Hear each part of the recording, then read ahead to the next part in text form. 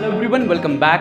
तो आज हम डेप्रिसिएशन का लास्ट एग्जाम्पल डिस्कस करके सॉल्व करने वाले हैं under WDV method which is practical example number 2। तो फटाफट इस क्वेश्चन को पढ़ते हैं, समझते हैं एंड सॉल्व करते हैं। तो उन्होंने क्या कहा है, Vishal company Dhule purchased machinery costing ₹60,000 on 1st of April 2016। तो वेरी सिंपल ट्रांजैक्शन है कि आपने मशीनरी परचेस की तो पहली मशीन आई, यस और नो, मल्टीपल मशीन हो सकती है तो इसे हम पहली मशीन कहेंगे कि 1st of April 2016 को विशाल कंपनी ने 60,000 रुपए में मशीनरी परचेस की। फिर आगे क्या हुआ, they purchased further machinery on 1st October 2017 costing ₹30,000। उन्होंने 1st of October 2017 को और एक नई मशीनरी परचेस की फॉर ₹30,000। तो ये बन गया हमारे लिए मशीन नंबर 2।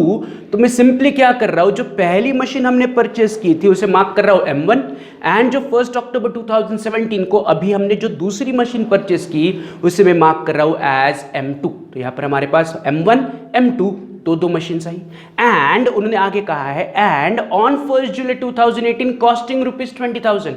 मीन्स व्हाट, आपने और एक नई मशीनरी परचेस की 1st of July 2018 को जिसकी कीमत है 20,000। अगर आप उसे पढ़ोगे तो सेकंड लाइन से पढ़ो, they purchased further machinery on 1st October 17 and on 1st July 2018। मतलब यहाँ पर दो मशीनरी और खरीदी, मतलब 1st of October 17 को आपने M2 खरीदा एंड अभी 1st of July 2018 को आपने M3 खरीदा। तो यहाँ पर हमारे पास बन गया तीन मशीनरी। तो जो नई मशीनरी अभी हमने खरीदी उसे मैं मार्क कर रहा हूँ एज M3। तो यहाँ पर हमारे पास M1 आया, फिर M2 आया, फिर M3 आया। M1 आया 1st April 16 को, M2 आया 1st October 17 को एंड M3 आया 1st July 2018 को। तो ये क्लियर है कि हमने तीन मशीन्स खरीदे तीन अलग अलग डेट पर। फिर आगे क्या हुआ, on 1st January 2019 1/3 of the machinery which was purchased on 1st April 16 became obsolete and it was sold for 18,000। ध्यान से सुनो वो क्या कह रहे हैं कि 1st January 2019 को आपने 1/3 ऑफ द मशीनरी बेच दिया। आपने पूरी मशीन नहीं बेची, आपने 1/3 ऑफ द मशीन बेचा। बट 1/3 ऑफ व्हाट, कौन सी मशीन, हमारे पास तीन मशीन है, M1 M2 M3। इन तीनों में से एग्जैक्टली कौन से मशीन का 1/3 बेचा। तो उन्होंने कहा है कि जो मशीनरी आपने 1st April 16 को परचेस की थी उस मशीन का 1/3 हिस्सा एब्सोल्यूट हो गया, मतलब अभी काम का नहीं रहा, राइट, अनयूजफुल है फॉर अस। तो उस हिस्से को हमने क्या कर दिया, बेच दिया फॉर 18,000। तो माई क्वेश्चन सिंपली इज कि हमने कौन से मशीन का हिस्सा बेचा। द आंसर इज कि हमने M1 जो पहली मशीन खरीदी थी 1st April 16 को, उस मशीन का 1/3 हिस्सा बेच दिया। Getting it? तो on January 2019 1/3 of machinery, 1/3 of which machinery, 1/3 of machinery 1 was sold। तो मैं सिंपली जो 1st January 19 को आपने मशीनरी का हिस्सा बेचा उसे मैं कह रहा हूं M1। तो मैं मार्क इस तरह कर रहा हूं 1/3 of M1 sold, 1/3 of M1 sold कि M1 का हमने 1/3 हिस्सा 1/3 हिस्सा बेच दिया। हमने M1 पूरा नहीं बेचा, M1 का 1/3 हिस्सा। तो जब हम वर्किंग नोट करेंगे तो देखते हैं 1/3 यानी कि एग्जैक्टली कितना, राइट। तो अभी फिर से अगर समरी निकाले तो क्या क्या ट्रांजैक्शन हुई, M1 खरीदा, फिर M2 खरीदा, फिर M3 खरीदा एंड M1 में से हमने 1/3 M1 बेच दिया। M1 खरीदा, M2 खरीदा, M3 खरीदा, ये तीन क्लियर है। फिर उसके बाद M1 का 1/3 हिस्सा बेच दिया। तो यहाँ पर चार ट्रांजैक्शन है, M1 खरीदने का ट्रांजैक्शन है, M2 खरीदने का ट्रांजैक्शन है, M3 खरीदने का ट्रांजैक्शन है, M1 का 1/3 हिस्सा बेचने का ट्रांजैक्शन है। इसके साथ और क्या दिया उन्होंने, तो उन्होंने कहा कि assume that company accounts are closed on 31st March every year. तो वो हमारा रेगुलर असम्पशन कि 31st March every financial year आपका 31st March को एंड होगा। बट हमें प्रिपेयर करके क्या देना है उनको, तो उन्होंने कहा है show machinery account for first 3 years, पहले 3 साल के लिए केवल मशीनरी अकाउंट चाहिए, and pass journal entries for 3rd year, तीसरे साल का केवल जर्नल एंट्री चाहिए। तीनों साल का जर्नल एंट्री नहीं चाहिए, केवल तीसरे साल आखिरी साल जो ट्रांजैक्शन हुई उसके लिए जर्नल एंट्री चाहिए। एंड आगे उन्होंने कहा है after charging depreciation at 10% per annum on written down value method. तो WDV मेथड से आपको डेप्रिसिएशन चार्ज करना है, rate of depreciation is 10% per annum. Right. तो यहाँ तक क्लियर है कि there are total 4 transaction, M1 खरीदा, M2 खरीदा, M3 खरीदा, M1 का 1/3 हिस्सा बेचा, फिर हमें मशीनरीज को 10% पर एनम से डेप्रिसिएट करना है। तो इन सबको हमें कहाँ पर दिखाना है या कौन से अकाउंट में इनकी एंट्रीज दिखानी है, तो मशीनरी अकाउंट में एंट्री दिखानी है, साथ ही साथ तीसरे साल का जर्नल एंट्रीज करना है, राइट, एंड डेप्रिसिएशन 10% से चार्ज करना है। तो शुरुआत करते हुए ड्रॉइंग द फॉर्मेट, तो मैं फर्स्ट पेज पर आ रहा हूँ या फ्रेश पेज पर आ रहा हूँ, मैं लिख रहा हूँ in the books of Vishal company Dhule machinery account. जो उन्होंने पूछा है कि मशीनरी अकाउंट ड्रॉ करो, तो मैंने मशीनरी अकाउंट ड्रॉ किया, राइट। इसके अंदर 16-17 लाइन सब ब्लैंक छोड़ो, नीचे बचा हुआ पेज जर्नल एंट्रीज के काम में आएगा, तो अब जर्नल एंट्रीज उस पर दे देंगे, राइट। तो अभी नीचे कुछ ड्रॉ मत करो, मशीनरी अकाउंट कंप्लीट होने के बाद फिर जर्नल के लिए फॉर्मेट रेडी करके जर्नल एंट्रीज देते हैं। एंड सेकंड पेज पर एज यूजुअल हम क्या करेंगे, वर्किंग नोट ड्रॉ करेंगे। तो मैं सेकंड पेज पर आ रहा हूँ, ऊपर लिख रहा हूँ working note, date, particulars M1, M2, M3, 3 machines की इंफॉर्मेशन है हमारे पास। तो मैंने कॉलम्स भी M1, M2, M3 किया, लेकिन M1 के कॉलम को मैंने फर्दर 2 हिस्सों में डिवाइड किया, क्योंकि हमें पता है कि M1 में से कुछ मशीनरी हम बाद में बेचने वाले हैं, तो वो पहले से हम साइड में निकाल के रखेंगे ताकि उसका कैलकुलेशन आसानी हो, राइट। तो यहाँ पर ये वर्किंग नोट का फॉर्मेट क्लियर है। अगर आपका फॉर्मेट रेडी है machinery account and working note का फॉर्मेट, तो मेरे साथ सॉल्व करो। फिर से शुरुआत करेंगे हम with the first transaction, that is कि 1 अप्रैल 16 को विशाल कंपनी ने पहली मशीनरी परचेस की 60,000। सो ये सिंपल ट्रांजैक्शन है, इसमें कोई डिफिकल्टी नहीं है। तो सिंपली मैं उसे उठा रहा हूँ, वर्किंग नोट में लेके आ रहा हूँ, मैं लिख रहा हूँ 1 अप्रैल 16 मशीनरी परचेस्ड। कौन सी मशीनरी परचेस की हमने, M1। बट जब मैं M1 की अमाउंट लिखूंगा तो मैं M1 के 2 हिस्सों में लिखूंगा, या M1 को मैं 2 हिस्सों में ब्रेकअप करूंगा, एक जो मैं बाद में बेचने वाला हूं एंड एक जो मैं बेचने नहीं वाला हूं या जो मेरे पास रहेगी फ्यूचर में। तो मुझे बताओ कि हमने टोटल M1 कितने की परचेस की, तो हमारे पास वेरी क्लियरली अवेलेबल कि हमने M1 60,000 की परचेस की। अब ये 60,000 की M1 हमने पूरी की पूरी बेची क्या, आंसर इज नो। हमने कितनी M1 बेची, तो हाईलाइटेड आइटम्स देखो, 1/3 ऑफ मशीनरी 1 वाज सोल्ड। आपने मशीनरी 1 का 1/3 हिस्सा बेचा। तो अभी मशीनरी 1 है कितने रुपए की, 60,000। तो इन फ्यूचर आपने 60,000 पूरी मशीनरी बेची क्या, आंसर इज नो। आपने 60,000 का 1/3 हिस्सा बेचा, तो मुझे 60,000 का 1/3 हिस्सा अलग रिकॉर्ड करना पड़ेगा एंड बचा हुआ हिस्सा अलग रिकॉर्ड करना पड़ेगा। तो 60,000 का 1/3 कितना होता है, तो उसका सिंपल कैलकुलेशन है 60,000 इंटू 1/3। तो 60,000 into 1/3 will give me answer of 20,000। मतलब 60,000 का 1/3 हिस्सा हुआ 20,000, यानी कि 60,000 में से मैंने 20,000 की machinery, that is 1/3 machinery in future बेची। Is this clear. तो मैं क्या कर रहा हूँ, 1/3 हिस्सा अलग रिकॉर्ड करूंगा ताकि उसका कैलकुलेशन हमें अलग मिले, उसका प्रॉफिट लॉस एंड उसके डेप्रिसिएशन की वैल्यूज हमें अलग से मिले, राइट। तो मैं 1/3 हिस्सा पहले से ही साइड में निकाल के रख रहा हूँ ताकि हमारे वर्किंग में आसानी हो। Is this clear. वैसे हमने M1 खरीदी है 60,000 में, 60,000 में से 1/3 यानी कि 20,000 की मशीनरी हमने फ्यूचर में बेची है। तो मैं 20,000 को M1 के ही कॉलम में अलग से रिकॉर्ड कर रहा हूँ एज 20,000, राइट। कि मशीनरी परचेस्ड M1 में से मैंने 20,000 अलग रिकॉर्ड किए। अब 60 में से 20 मैंने अलग रिकॉर्ड किए, तो बचते कितने हैं, 40,000 में सेकंड कॉलम में रिकॉर्ड कर रहा हूँ। तो M1 के मैंने 2 हिस्से किए, 20,000 की मशीनरी अलग, 40,000 की मशीनरी अलग। 20,000 की मशीनरी हम इन फ्यूचर बेचने वाले हैं एंड 40,000 की मशीनरी हम आगे वैसे ही कैरी करने वाले हैं, वो हम बेचने नहीं वाले हैं। तो 60,000 की मेरी M1 है, जिसमें से 1/3 हिस्सा मैं बेचने वाला हूँ, यानी कि 20,000 का हिस्सा बेचने वाला हूँ एंड बचा हुआ हिस्सा मैंने रिकॉर्ड अलग से किया। तो 60,000 को मैंने ब्रेकअप किया, 1/3 यानी कि 20,000 अलग एंड बचा हुआ वैल्यू यानी कि 40,000 अलग। तो 60 का ब्रेकअप हुआ 20,000, 40,000। Is this clear. तो ये M1 परचेस करने की एंट्री हुई इन द वर्किंग नोट। अब उसके बाद क्या हुआ, तो उसके बाद आई हैव टू चेक कि बाकी के ट्रांजैक्शंस की डेट क्या है and then I have to decide कि मेरा पहला फाइनेंशियल ईयर एंड कब हो रहा है एंड बाकी की ट्रांजैक्शन उससे पहले है क्या।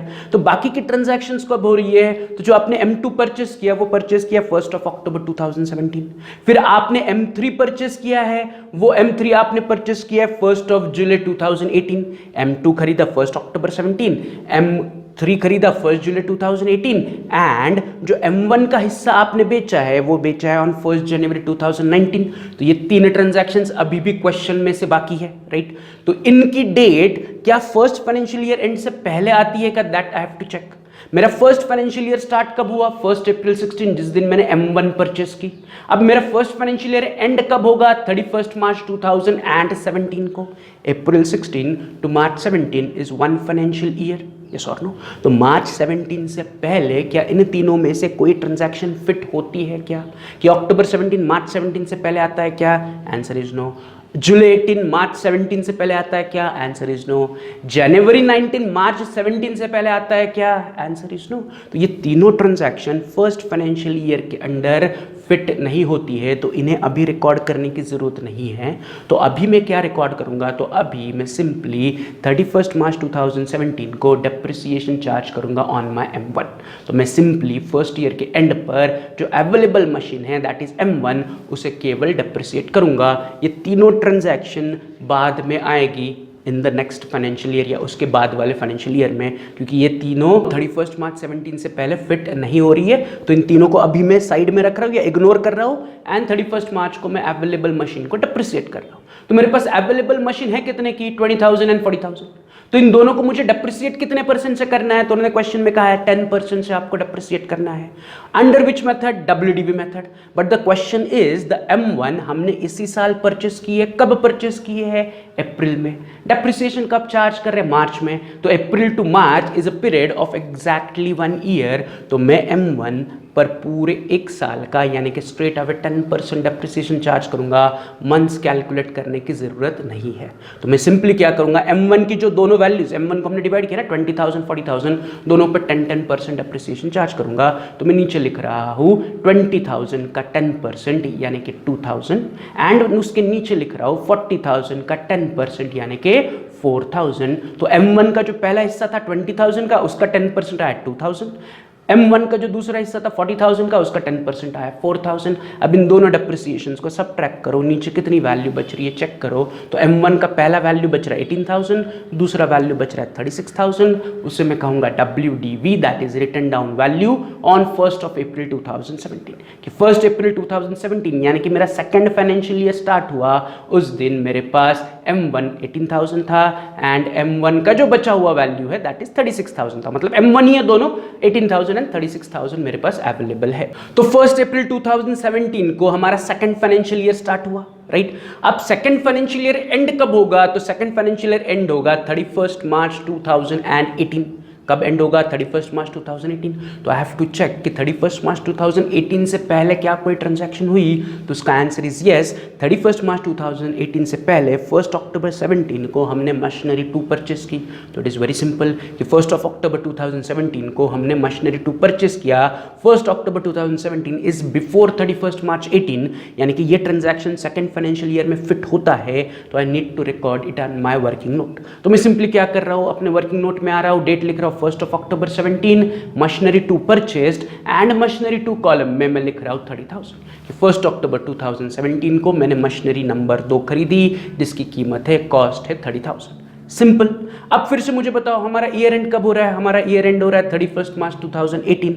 तो जो बची हुई 2 ट्रांजैक्शन है वो है जुलाई 18 एंड जनवरी 19। ये दोनों ट्रांजैक्शन मार्च 18 से पहले है क्या? Answer is no. तो मार्च 18 को हमें क्या करना पड़ेगा? हमारा सेकंड फाइनेंशियल ईयर एंड करना पड़ेगा एंड उस दिन available M1 and available M2 को डेप्रिसिएट करना पड़ेगा। कितने परसेंट से? 10% से। कौन से मेथड से? WDV मेथड से। तो मैं सिंपली वर्किंग नोट में आ रहा हूं, मैं डेट लिख रहा हूं 31 मार्च 18। सबसे पहले मैं डेप्रिसिएशन चार्ज करूंगा ऑन M1, तो मैं लिख रहा हूं आगे डेप्रिसिएशन ऑन M1, राइट? अब M1 की कौन से वैल्यू पर डेप्रिसिएशन चार्ज करूंगा? WDV। तो उसकी WDV है 18,000 एंड 36,000। तो 18 एंड 36 दोनों पर मैं 10% का डेप्रिसिएशन चार्ज करूंगा। तो मैं सबसे पहले ब्रैकेट में कैलकुलेशन दिखा रहा हूं। जो M1 का पहला हिस्सा है 18,000, उसका 10% is nothing but 1,800 and M1 का जो दूसरा हिस्सा है 36,000, तो उस 36,000 पर 10% इज नथिंग बट 3,600। तो M1 के पहले हिस्से पर 1800 डेप्रिसिएशन आया एंड सेकंड हिस्से पर 3600 डेप्रिसिएशन आया। अब सेम वे मुझे क्या करना पड़ेगा? मैंने M2 भी अभी खरीदी तो M2 को भी डेप्रिसिएट करना पड़ेगा। तो मैं नीचे लिख रहा हूं डेप्रिसिएशन ऑन M2 कि M2 भी हमारे पास आई, तो उस M2 को भी मुझे डेप्रिसिएट करना पड़ेगा। कितने परसेंट से? 10% से वो तो क्लियर है। बट द क्वेश्चन इज कि M2 आपने कब खरीदा, तो M2 मैंने अभी इसी साल खरीदा ऑन 1 October 17। तो आई नीड टू चेक कि मशीनरी 2 परचेस करके कितने महीने हुए एंड उतने महीने का ही डेप्रिसिएशन M2 पर चार्ज करना पड़ेगा। तो 1 October 17 से लेके 31 March 2018 अगर आप काउंट करोगे you will get a period of 6 months। तो जो मशीनरी नंबर 2 हमने खरीदी उसे खरीद के 6 महीने का पीरियड हो चुका है, तो मुझे मशीनरी नंबर 2 पर 6 महीने का डेप्रिसिएशन चार्ज करना है। सिंपल। अब मशीनरी 2 है कितने की, तो मशीनरी 2 है 30,000 की। कितने परसेंट से डेप्रिसिएशन चार्ज करना है, 10% से। कितने मंथ्स के लिए चार्ज करना है, 6 मंथ्स के लिए। तो मैं सिंपली ब्रैकेट में कैलकुलेशन दिखा रहा हूँ कि माई मशीनरी 2 की कॉस्ट इज 30,000, उस पर 10% 6 महीने के लिए मुझे डेप्रिसिएशन चार्ज करना है। तो 30,000 पर 10% 6 महीने का अगर आप कैलकुलेट करोगे तो आपको डेप्रिसिएशन वैल्यू मिल रही है 1500 कि मशीनरी 2 को eight the end of second financial year मुझे 1500 रुपीज से डेप्रिसिएट करना है। तो मुझे M1 का डेप्रिसिएशन मिला दोनों टुकड़ों पर या दोनों वैल्यूज पर, एंड M2 का भी डेप्रिसिएशन मिला। अब मैं क्या कर रहा हूँ, M1 से एंड M2 से रिस्पेक्टिव डेप्रिसिएशन सब्ट्रैक्ट कर रहा हूँ एंड बैलेंस नीचे ले रहा हूँ। तो M1 का जो पहला हिस्सा है दैट इज ऑफ 16,200, M1 का जो दूसरा हिस्सा है that is of 32,400 and M2 is 28,500 after deducting the depreciation. इसे मैं कहूँगा WDV at the beginning of third financial year that is 1 April 2018। On 1 April 2018 मेरे पास M1 थोड़ा, M2 थोड़ा अभी भी बाकी है। अब मुझे बताओ हमारा थर्ड फाइनेंशियल ईयर एंड कब होगा, तो मेरा थर्ड फाइनेंशियल ईयर एंड होगा 31 March 2019 को। कब होगा, 31 March 2019। तो आई हैव टू चेक कि 31 March 19 से पहले क्या हमने कुछ किया, तो answer is yes. 1 July 2018 is before 31 March 19। तो ऑन 1 July 2018 हमने तीसरी मशीनरी परचेस की। तो विदाउट वेस्टिंग एनी टाइम मैं वर्किंग नोट में आ रहा हूँ, मैं डेट लिख रहा हूँ 1 July 2018 machinery 3 purchased and machinery 3 column में मैं लिख रहा हूँ 20,000 कि 1 July 2018 मैंने मशीनरी नंबर 3 परचेस की एंड उसकी वैल्यू मैंने machinery 3 that is M3 column में लिख लिया 20,000 कि July 18 is before March 19, yes or no, and it is after April 18। तो April 18 को मेरा थर्ड फाइनेंशियल ईयर स्टार्ट हुआ, उसके बाद July 18 में मैंने मशीनरी 3 परचेस की, उसको मैंने रिकॉर्ड कर लिया मशीनरी 3 कॉलम में। सिंपल। इसके साथ साथ क्या हुआ, इन फाइनेंशियल ईयर 3 हमने 1 January 2019 को 1/3 ऑफ मशीनरी 1 बेच दिया।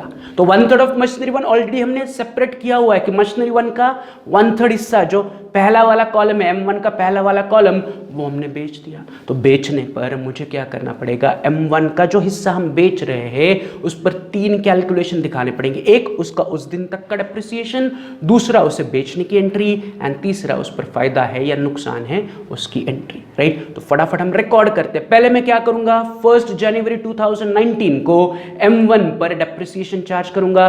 तो 1 January 19 depreciation on part of M1। Right. But the question is कि क्या M1 का हिस्सा या जो M1 का हिस्सा हम बेच रहे हैं क्या वो हमने पूरा 1 साल यूज किया है, आंसर इज नो। मेरा थर्ड फाइनेंशियल ईयर स्टार्ट हुआ 1 April 18 एंड मैं मशीनरी बेच रहा हूँ 1 January 19। तो April 18 to January 19 is a period of 9 months। तो मुझे M1 का जो हिस्सा हम बेच रहे हैं उस पर 9 महीने का डेप्रिसिएशन चार्ज करना है, क्योंकि M1 हम साल के बीच में बेच रहे हैं, M1 का जो 1/3 हिस्सा है वो हम साल के बीच में बेच रहे हैं। तो कितने महीने यूज करके बेच रहे हैं, 9 महीने। तो I need to charge depreciation of 9 months on which value, on the WDV value which is 16,200। M1 का जो हिस्सा हम बेच रहे हैं उसकी WDV इज 16,200। तो 16,200 पर 10% से 9 महीने के लिए मुझे डेप्रिसिएशन चार्ज करना है। तो मैं सिंपल ब्रैकेट में कैलकुलेशन दिखा रहा हूँ, 16,200 इंटू 10% इंटू 9/12 कि WDV on the date of sale is 16,200 into 10% depreciation into 9 months will give me answer of 1,215 कि जिस दिन आपने M1 का हिस्सा बेचा उस दिन उस पर आपको 1,215 रुपीज़ डेप्रिसिएशन चार्ज करना पड़ेगा। एंड ये डेप्रिसिएशन काट के अब M1 की वैल्यू नीचे बच रही है रुपीज़ 14,985, 14,985 कि जिस दिन आपने M1 का 1/3 हिस्सा बेचा उसकी बुक वैल्यू थी 14,985 एंड ये 14,985 का मशीनरी आपने बेचा फॉर 18,000। 1/3 ऑफ मशीनरी कितने में बेचा आपने, 18,000, 18,000 में बेचा। तो ये 18,000 में उठा रहा हूँ एंड मैं नीचे लिख रहा हूँ माइनस M1 सोल्ड फॉर 18,000 या part of M1 sold for 18,000। ये 14,985 की मशीनरी 18,000 में बेची, तो जो मशीनरी गई दैट इज ऑफ 14,985 एंड उसके बदले में जो पैसे आए दैट इज रुपीज 18,000। तो जो मशीनरी गई वो लोअर वैल्यू की है एंड जो पैसे आए वो ज्यादा वैल्यू के है, तो देयर इज अ प्रॉफिट। तो इन दोनों का डिफरेंस नीचे निकालो, आपको मिल रहा है 3,015, जिसे मैं कहूंगा profit on sale of machinery या profit on sale of M1 या profit on sale on part of M1, right? Choice is yours. Profit on sale of machinery लिखोगे तो भी चलेगा कि मैंने 14,985 की मशीनरी दी, उसके बदले में 18,000 रुपीज लिए, तो there is a profit of 3,015 rupees. यहां तक क्लियर है? तो यहां पर जो हमने मशीनरी बेची उसके तीनों आंसर्स हमें मिल गए कि जिस दिन बेचा उस दिन का डेप्रिसिएशन 1,215, कितने में बेचा 18,000 में बेचा, बेचने पर क्या हुआ प्रॉफिट हुआ 3,015। So we are done with the sale of machinery also.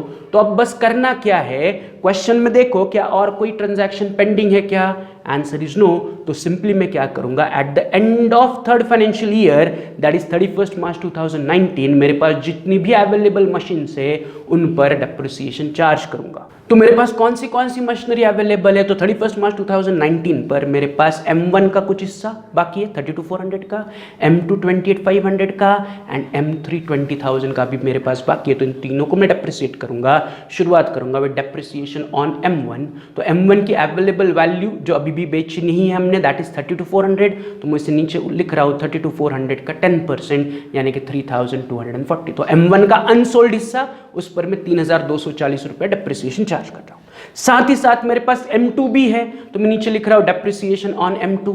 M2 की WDV है 28,500, तो मैं लिख रहा हूं 28,500 इंटू 10% नथिंग बट 2,850। यस और नो? तो M1 का डेप्रिसिएशन M2 का डेप्रिसिएशन आसान है क्योंकि वो पिछले साल से आगे आए थे, तो उस पर मैंने मंथ्स कैलकुलेट नहीं किया, स्ट्रेट अवे 10% डेप्रिसिएशन चार्ज किया। अब मेरे पास M3 भी है, बट M3 हमने जुलाई 2018 में खरीदा है, तो जब मैं डेप्रिसिएशन चार्ज करूंगा तो I need to calculate those months. लेकिन पहले मैं क्या कर रहा हूं, मैं पहले नीचे लिख रहा हूं depreciation on M3, right? Again M3 है कितने का 20,000 का, तो मुझे 20,000 पर डेप्रिसिएशन चार्ज करना है। बट जो मशीनरी 3 है वो हमने परचेस की है जुलाई 2018 एंड हम डेप्रिसिएशन चार्ज कर रहे हैं मार्च 2019। तो July 18 to March 19 is a period of again 9 months. तो मुझे मशीनरी नंबर 3 को 9 महीने के लिए डेप्रिसिएट करना है। तो डेप्रिसिएशन M3 जब मैं कैलकुलेशन करूंगा तो तीसरे साल में उस पर केवल 9 महीने का डेप्रिसिएशन चार्ज करूंगा, क्योंकि मशीनरी नंबर 3 आपने तीसरे साल के बीच में खरीदा है एंड उसे आपने केवल 9 महीने के लिए यूज किया है। तो I need to charge depreciation for 9 months only. तो मैं सिंपली ब्रैकेट में कैलकुलेशन दिखा रहा हूं कि मेरी मशीनरी 3 है 20,000 की, उस पर 10% से 9 महीने के लिए मुझे डेप्रिसिएशन चार्ज करना है। तो अगर आप मैथमेटिकल कैलकुलेशन करोगे तो M3 का डेप्रिसिएशन मिल रहा है 1,500 रुपीज, 1,500 कि M3 को मुझे तीसरे साल में 1,500 रुपए से डेप्रिसिएट करना है। तो मुझे M1 का डेप्रिसिएशन मिला, M2 का डेप्रिसिएशन मिला, M3 का डेप्रिसिएशन मिला। ये तीनों डेप्रिसिएशन काट के नीचे कितना वैल्यू बच रहा है चेक करो। तो M1 का वैल्यू बच रहा है 29,160, M2 का वैल्यू बच रहा है 25,650 एंड M3 का वैल्यू बच रहा है 18,500, जिसे मैं कहूँगा return down value that is WDV on 1st of April 2019 कि 1st of April 2019 के दिन मेरे पास M1, M2, M3 अभी भी बाकी है and 1st of April 2019 is the beginning of 4th year, जिसके आगे हमें कुछ भी कैलकुलेशंस दिखाने की ज़रूरत नहीं है। तो we are done with our working note. So our working note finally should look like this कि अप्रैल 16 से लेके मार्च 19 तक के कैलकुलेशन हमने कर लिए, यानी कि तीनों फाइनेंशियल ईयर के या तीनों अकाउंटिंग ईयर के हमने कैलकुलेशन दिखा दिए। अब इन्हीं वर्किंग को हमें पोस्ट करना है पहले इन मशीनरी अकाउंट एंड फिर हमें जर्नल एंट्रीज देनी है। जर्नल एंट्रीज बाद में देखते कैसे देने हैं, पहले मशीनरी अकाउंट में पोस्टिंग करते हैं। तो विदाउट वेस्टिंग एनी टाइम मुझे बताओ हमारे पहले ट्रांजैक्शन क्या हुई। 1 अप्रैल 16 को हमने मशीनरी परचेस की 20 + 40 यानी कि टोटल हमने 60,000 की मशीनरी परचेस की। तो मैं मशीनरी अकाउंट के डेबिट में रिकॉर्ड कर रहा हूँ 1 अप्रैल 16 टू बैंक अकाउंट 60,000 कि मैंने मशीनरी खरीदी 60,000 की। फिर क्या किया, फर्स्ट ईयर मैंने इस मशीन को डेप्रिसिएट किया 2000 एंड 4000 यानी कि टोटल 6000 से डेप्रिसिएट किया, तो मैं मशीनरी अकाउंट के क्रेडिट में डेट लिख रहा हूँ 31 मार्च 17 बाय डेप्रिसिएशन अकाउंट 6000। तो पहले ईयर बस यही दो ट्रांजैक्शन हुई कि मशीनरी खरीदा एंड उसे साल के एंड पर डेप्रिसिएट किया। इमीडिएटली मैं मशीनरी अकाउंट को बैलेंस करूंगा, मुझे बैलेंसिंग फिगर मिल रहा है 54,000 जिसे मैं कहूंगा by balance carried down and दूसरे फाइनेंशियल ईयर में लेके आऊंगा टू बैलेंस ब्रॉट डाउन। तो कैरिड डाउन ब्रॉट डाउन मेरा फर्स्ट फाइनेंशियल ईयर एंड हुआ, बैलेंस में सेकंड फाइनेंशियल ईयर में लेके आया। अब सेकंड फाइनेंशियल ईयर में क्या हुआ, तो सेकंड फाइनेंशियल ईयर में हमने 1 अक्टूबर 17 को मशीनरी नंबर 2 परचेस की, तो फिर से मशीनरी परचेस करने की एंट्री जाएगी मशीनरी अकाउंट के डेबिट में। तो डेबिट में मैं लिख रहा हूँ 1 अक्टूबर 17 टू बैंक अकाउंट 30,000। जो मशीनरी परचेस किया मैंने उठा के मशीनरी अकाउंट के डेबिट में लिख लिया। फिर क्या हुआ, फिर eight the end of second financial year यानी कि 31 मार्च 18 को हमने M1 के दोनों हिस्से एंड M2 को डेप्रिसिएट किया 1800, 3600 एंड 1500। इन तीनों को ऐड करोगे तो टोटल डेप्रिसिएशन हो रहा है 6900। तो सेकंड फाइनेंशियल ईयर एंड पर हमने 6900 that is 6900 rupees depreciation charge किया ऑन मशीनरी। तो फिर से डेप्रिसिएशन जाएगा क्रेडिट में, तो मैं लिख रहा हूँ 31 मार्च 18 बाय डेप्रिसिएशन अकाउंट 6900 कि सेकंड फाइनेंशियल ईयर एंड पर मैंने मशीनरी को 6900 से डेप्रिसिएट किया। एंड अब इमीडिएटली मैं क्या करूंगा, मशीनरी अकाउंट को बैलेंस करूंगा। बैलेंस करने पर मुझे बैलेंस मिल रहा है 77,100। तो eight the end of second financial year मेरे पास 77,100 रुपीज का मशीनरी बाकी है जिसे मैं कहूंगा by balance carried down and उठा के नीचे लेके आऊंगा टू बैलेंस ब्रॉट डाउन। तो मेरा ये तीसरा फाइनेंशियल ईयर स्टार्ट हुआ ऑन 1 अप्रैल 18 जिस दिन मेरे पास 77,100 की मशीनरी ऑलरेडी अवेलेबल है। अब तीसरे फाइनेंशियल ईयर में क्या हुआ, तो तीसरे फाइनेंशियल ईयर में 1 जुलाई 2018 को अपने मशीनरी नंबर 3 परचेस की। तो फिर से मशीनरी परचेस करने की एंट्री कहाँ आएगी, on the debit side of machinery. तो मैं लिख रहा हूँ 1 जुलाई 18 टू बैंक अकाउंट 20,000 की मैंने मशीनरी नंबर 3 परचेस की फॉर 20,000। ये क्लियर है। फिर क्या हुआ, फिर ऑन 1 जनवरी 2019 आपने M1 का कुछ हिस्सा बेच दिया। तो बेचते वक्त सबसे पहले आपने उसे क्या किया, डेप्रिसिएट किया। तो फिर से डेप्रिसिएशन, बट ये पूरे साल का डेप्रिसिएशन नहीं है, बस जो हम M1 बेच रहे हैं या M1 का हिस्सा बेच रहे हैं उसका डेप्रिसिएशन है। तो ये डेप्रिसिएशन उठा के मैं लिखूंगा मशीनरी अकाउंट के क्रेडिट में डेट 1 जनवरी 19 बाय डेप्रिसिएशन अकाउंट 1215। जो मशीनरी बेची उसका डेप्रिसिएशन, ये पहली एंट्री हुई। अब हमें दूसरी एंट्री करनी पड़ेगी कि आपने मशीनरी बेची कितने में। तो वर्किंग नोट में देखो कि मशीनरी सोल्ड फॉर 18,000 या part of M1 sold for 18,000। तो मशीन बेचने की एंट्री कहाँ होगी, मशीनरी अकाउंट के क्रेडिट में। तो मैं क्रेडिट में फिर से डेट लिख रहा हूँ 1 जनवरी 19 बाय बैंक अकाउंट 18,000 की मशीनरी 18,000 में चली गई। तो ये दो एंट्रीज हुई, डेप्रिसिएशन चार्ज किया जो मशीन बेची उस पर एंड मशीन बेच दी। अब तीसरा एंट्री कौन सा करते हैं हम एसेट बेचने पर कि उस पर फायदा हुआ या नुकसान हुआ। तो वर्किंग नोट में देखो यहाँ पर हमें 3,015 रुपए का फायदा हुआ, प्रॉफिट हुआ। तो प्रॉफिट को हम कहाँ रिकॉर्ड करते हैं, on the debit side of machinery account. तो मशीनरी अकाउंट के डेबिट में मैं डेट लिख रहा हूँ 1 जनवरी 19 to profit and loss account 3,015 कि प्रॉफिट को हम प्रॉफिट एंड लॉस अकाउंट में ट्रांसफर कर देंगे। ब्रैकेट में आप अपने अंडरस्टैंडिंग के लिए लिख सकते हो profit on sale of machinery. Is this clear. यहाँ पर मशीनरी बेचने की तीनों ट्रांजैक्शंस हमने रिकॉर्ड कर ली कि उसका डेप्रिसिएशन, फिर उसे बेचा एंड उसका हमने प्रॉफिट रिकॉर्ड कर लिया। एंड अब आगे क्या हुआ, तो eight the end of third financial year हमने अवेलेबल मशीन्स को क्या किया, डेप्रिसिएट किया। कितने रुपए से, तो M1 को डेप्रिसिएट किया 3,240 से, M2 को 2,850 से एंड M3 को 1,500 से। तो तीनों अगर आप ऐड करोगे तो आपका डेप्रिसिएशन हो रहा है 7,590। कितना डेप्रिसिएशन हो रहा है, 7,519। तो eight the end of third financial year my total depreciation on machinery 7,590। तो उसे मैं उठा रहा हूं एंड मशीनरी अकाउंट के क्रेडिट में लिख रहा हूं 31 मार्च 19 बाय डेप्रिसिएशन अकाउंट 7,590 राइट। यहाँ पर मैंने तीसरे फाइनेंशियल ईयर एंड का डेप्रिसिएशन चार्ज किया एंड मेरा इमीडिएटली थर्ड फाइनेंशियल ईयर भी खत्म हुआ कि थर्ड फाइनेंशियल ईयर में हमने M3 खरीदी, फिर M1 का हिस्सा बेचा and eight the end of the year मैंने अवेलेबल मशीन्स को डेप्रिसिएट किया। तो मैं इमीडिएटली मशीनरी अकाउंट को बैलेंस कर रहा हूँ फॉर द थर्ड ईयर। तो बैलेंस करने पर मुझे बैलेंसिंग फिगर मिल रहा है 73,310 कि eight the end of third financial year मेरे पास अवेलेबल मशीन्स आर ऑफ 73,310। उसे मैं कहूँगा by balance carried down and उसे उठा के फोर्थ फाइनेंशियल ईयर के शुरुआत में लेके आऊँगा टू बैलेंस ब्रॉट डाउन 73,310। तो यहाँ पर मेरा मशीनरी अकाउंट का अकाउंटिंग कंप्लीट हुआ फॉर 3 फाइनेंशियल ईयर। पहले फाइनेंशियल ईयर का अकाउंटिंग हुआ, दूसरे ईयर का हुआ, तीसरे साल का हुआ। तो उन्होंने आपको केवल 3 साल का अकाउंटिंग पूछा था, 3 साल का हो गया।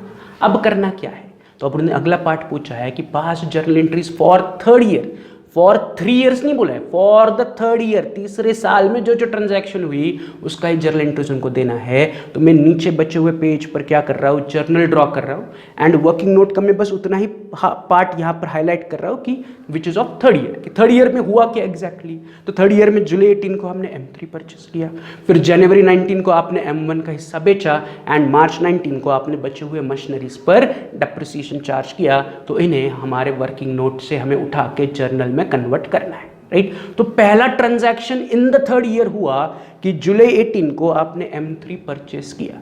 तो मशीनरी परचेस करने की सिंपल एंट्री, मशीनरी आई, मशीनरी अकाउंट डेबिट, बैंक से पैसा गया, बैंक अकाउंट क्रेडिट। कब परचेस किया, जुलाई 18। तो मैं जर्नल एंट्री में आ रहा हूँ, डेट लिख रहा हूँ जुलाई 18, 1 जुलाई 2018। आगे एंट्री लिख रहा हूँ machinery account debit 20,000 to bank account 20,000। Machinery आई, बैंक से पैसा चला गया, तो मैं journal entry machinery account debit 20,000 to bank account 20,000। नीचे narration being machinery purchased, being machinery purchase किया। यहाँ पर 1 जुलाई 18 यानी कि तीसरे साल का पहला ट्रांजैक्शन हुआ। फिर क्या हुआ, फिर ऑन 1 जनवरी 19 हमने क्या किया, मशीनरी 1 का हिस्सा बेचा एंड बेचने पर हमने उसके 3 कैलकुलेशन किए, एक उसका डेप्रिसिएशन, दूसरा उसे बेचने की एंट्री एंड तीसरा उसका प्रॉफिट। ये तीनों कैलकुलेशन मैंने अभी हाईलाइट किए वर्किंग नोट में। तो इन तीनों कैलकुलेशंस के लिए मुझे जर्नल एंट्री पास करनी है। बट जब आप कोई भी एसेट बेचोगे तो डेप्रिसिएशन की एंट्री अलग एंड उसे बेचने की प्लस उसका प्रॉफिट या लॉस है उसकी एंट्री अलग। तो मैं क्या कर रहा हूं, सबसे पहले जो मैंने डेप्रिसिएशन चार्ज किया मशीनरी पर, जो मशीनरी बेची उस मशीनरी पर मैंने जो डेप्रिसिएशन चार्ज किया उसकी मैं सेपरेट एंट्री करूंगा।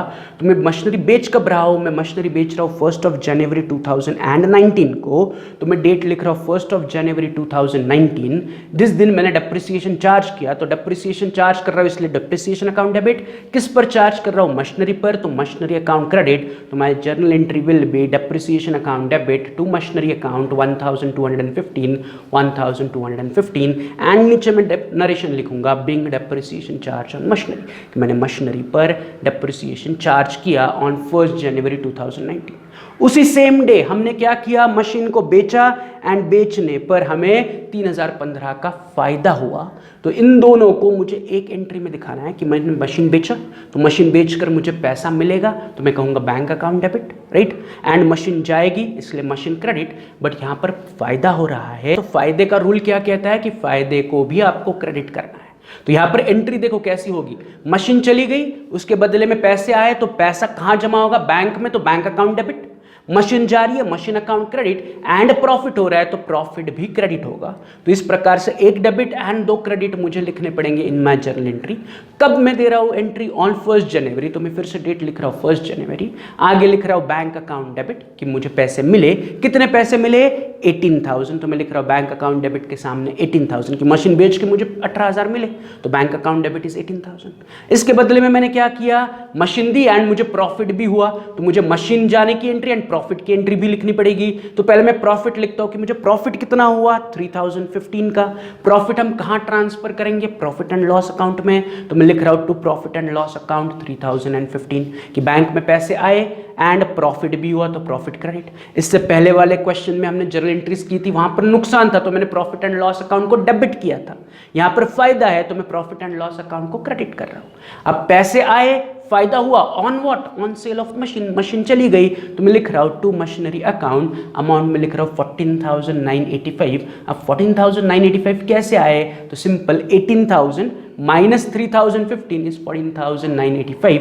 या सिंपल आप वर्किंग नोट में भी देख सकते हो कि मशीन बेचने से पहले उसकी वैल्यू कितनी थी, मशीन बेचने से पहले जो रेड हाईलाइटेड आइटम है उससे ऊपर वाली लाइन देखो कितनी वैल्यू थी, 14,985। तो ये वही वैल्यू है कि 14,985 की मशीन गई, उसके बदले में 18,000 रुपए मिले, इसलिए 3,000 रुपए का या 3,015 रुपीज का फायदा हुआ। सो this is how my entry should appear for sale of machinery. पहले उस मशीन का डेप्रिसिएशन चार्ज किया, फिर उसे बेचा एंड उसका प्रॉफिट मैंने सेपरेट रिकॉर्ड किया। तो इसका नरेशन होगा कि being machinery sold and profit on sale of machinery transfer to profit and loss account. Machinery बेचा एंड उसका प्रॉफिट हमने प्रॉफिट एंड लॉस अकाउंट में ट्रांसफर किया, तो यहाँ पर मशीन बेचने की एंट्री हुई। अब आगे क्या होगा, अब आगे हम थर्ड फाइनेंशियल ईयर के एंड पर हमने अवेलेबल मशीन्स को डेप्रिसिएट किया बाय 3240, 2850 एंड 1500, यानी कि सबको मिला के हमने 7590 का डेप्रिसिएशन चार्ज किया। फिर से उसके लिए मुझे एंट्री पास करनी पड़ेगी, बट कब, ऑन 31 मार्च 19। तो मैं जर्नल में आ रहा हूँ, लिख रहा हूँ 31 मार्च 19 डेप्रिसिएशन चार्ज करने की entry, depreciation account debit 7590 to machinery account 7590 being depreciation charge on machinery. Simple सा एंट्री है कि मैंने मशीन को डेप्रिसिएट किया, depreciation account debit, to machinery कम हुई टू मशीनरी अकाउंट क्रेडिट। तो ये मेरा डेप्रिसिएशन चार्ज करने का एंट्री है। तो एज पर वर्किंग नोट हमने M3 परचेस किया, उसकी मैंने जर्नल एंट्री की, फिर M1 का हिस्सा बेचा, उसका डेप्रिसिएशन, M1 बेचने की entry, and eight the and जो मैंने डेप्रिसिएशन चार्ज किया उसकी जर्नल एंट्री। बट यहाँ पर हमें ऐड ऑन और एक जर्नल एंट्री करनी है कि जितना डेप्रिसिएशन आपने इस साल चार्ज किया उस पूरे डेप्रिसिएशन को उठा के आपको प्रॉफिट एंड लॉस अकाउंट में ट्रांसफर करना है eight the end of the year. तो चेक करो, हमने शुरुआत में जनवरी को 1215 रुपीज़ डेप्रिसिएशन चार्ज किया था, एंड अभी 31 मार्च को हमने 7590 का डेप्रिसिएशन चार्ज किया।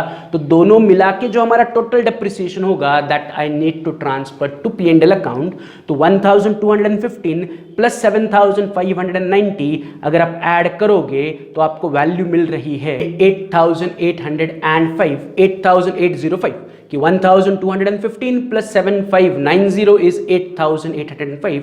तो in the third financial year हमने टोटल डेप्रिसिएशन चार्ज किया 8805, जिसे उठा के हमें प्रॉफिट एंड लॉस में ट्रांसफर करना है। तो my last journal entry will be on 31 मार्च 2019। मैं अवेलेबल डेप्रिसिएशन को उठा के कहाँ पर ट्रांसफर करूंगा, प्रॉफिट एंड लॉस अकाउंट में। तो मैं लिख रहा हूँ profit and loss account debit 8805 to depreciation account 8805, narration being balance on depreciation transfer to profit and loss account, कि जितना डेप्रिसिएशन था मैंने उठाया एंड P&L अकाउंट में ट्रांसफर किया at the end of the third year. So this is how my journal entry should appear for the third accounting year, कि M3 खरीदा, फिर M1 बेची, उसकी 2 एंट्रीज, फिर अवेलेबल मशीन्स को डेप्रिसिएट किया, एंड टोटल डेप्रिसिएशन मैंने साल के एंड पर क्या किया, डेप्रिसिएशन को उठा के P&L अकाउंट में ट्रांसफर किया। सो यहाँ पर हमारा एग्जाम्पल नंबर 2 या प्रैक्टिकल एग्जाम्पल 2 कंप्लीट हुआ, एंड इसी के साथ हमारा डेप्रिसिएशन चैप्टर कंप्लीट हुआ। आपका बस काम इतना ही है कि you need to start practicing right from journal till यहाँ तक हम जितना भी सम सॉल्व किए हैं या जितने भी लेक्चर्स किए हैं उनको start revising, sum solving, right, practice start करो, रिवीजन स्टार्ट करो। जितनी रिवीजन करोगे उतना मार्क्स ऑटोमेटिकली इंप्रूव होगा, राइट। चलो, तो यहाँ पर हमारा डेप्रिसिएशन चैप्टर कंप्लीट हुआ। In the next lecture we are going to start with a new topic. तो मिलते हैं इन द नेक्स्ट लेक्चर, तब तक have a good day, see you, bye.